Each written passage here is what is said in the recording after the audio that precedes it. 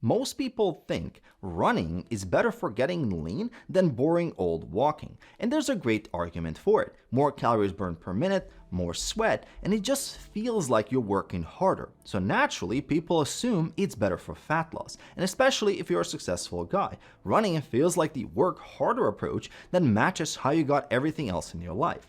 But after coaching over 1,200 men and being a 10 to 15% body fat myself for over a decade now, I've actually found the opposite to be true. And in this video, I'm going to give you 3 reasons why I choose walking over running for getting lean every single time, and why walking is one of the most underrated habits for getting to 12% body fat.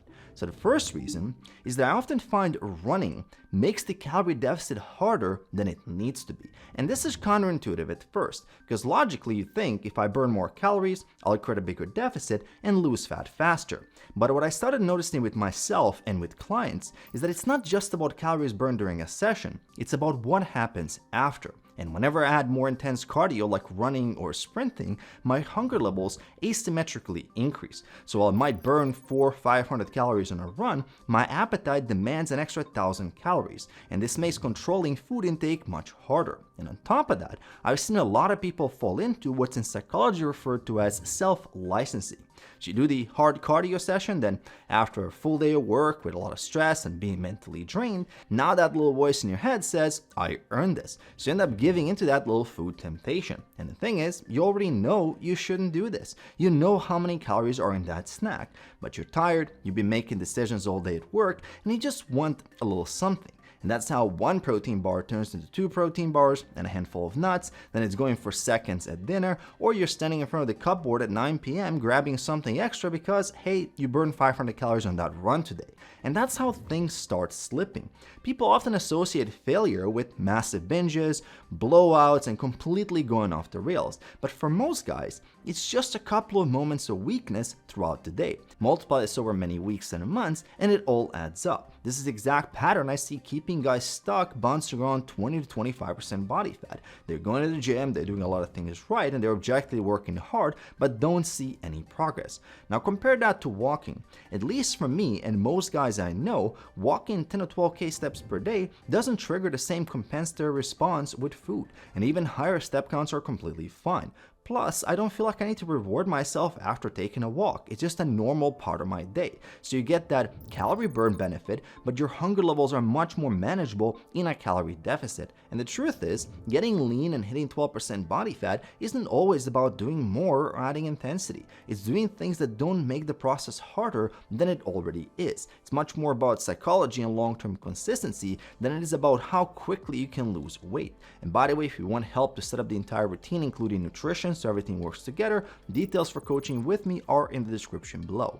Now this brings me to the second reason, and if you're sitting at 20 to 25% body fat right now trying to get to 12%, this one thing matters more than most people realize. Running puts about 2 to 3 times your body weight through your joints. So if you weigh 200 pounds or 91 kilos, that's 400 to 600 pounds or 180 to 270 kilos of high impact force every single time your foot touches the ground.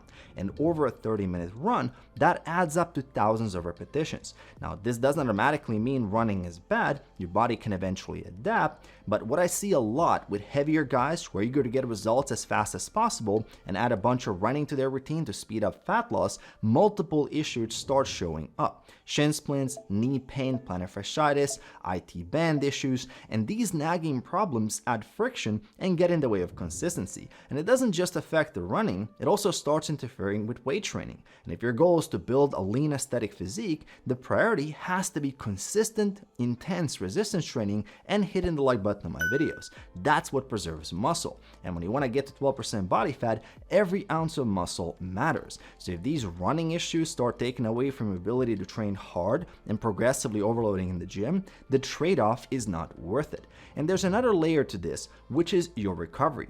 If you're 35 or above, juggling a career, a family, and everything that comes with it, your recovery capacity is already limited. You're not a 22-year-old gym bro who trains 6 days a week and bounces back overnight.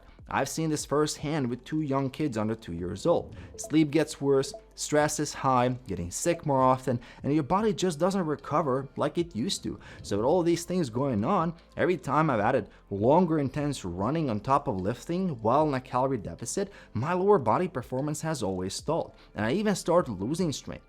Now compare that to walking. Walking sits on the opposite end of the spectrum. You can walk at any weight, any fitness level every single day. It's a low impact activity and it doesn't generate much fatigue. It also keeps our body moving in a way that supports our joint health and recovery because our joints don't have a direct blood supply. They rely on movement to circulate synovial fluid to lubricate the joint.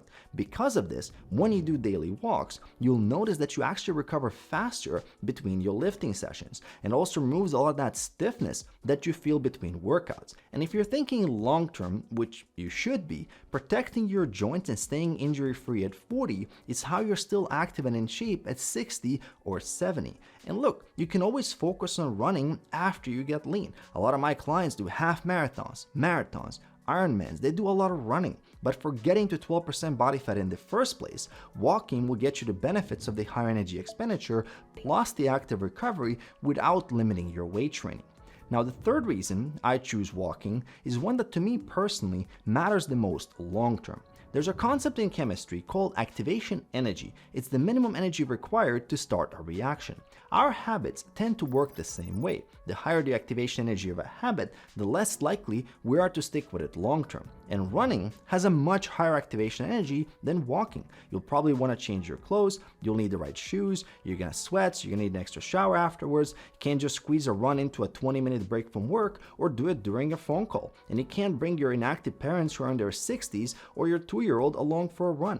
Walking, on the other hand, has almost no activation energy. I can walk during a phone call, I can do it while on a walking pad while I work, I can even split it into 3 mini walks for 15 minutes and barely notice it. I can do it after a very intense lower body workout. I can walk with my family or friends or a client who's 40 pounds overweight and just getting started. I don't need any special clothes, I don't need an extra shower, I don't need to rest. And when the activation energy of a habit is close to zero, you just do it every day for years. You don't even think about it. You also find ways to bundle it with other things you're interested in, like hiking, taking walks as a social activity, or just listening to podcasts or audiobooks. And that's where long-term results come from, when you seamlessly integrate more activity into your default lifestyle. And this is the part that I think a lot of guys miss. You don't build a successful business or career or a great family and amazing relationships with a 12-week sprint. You get there through years of showing up and putting in the work consistently.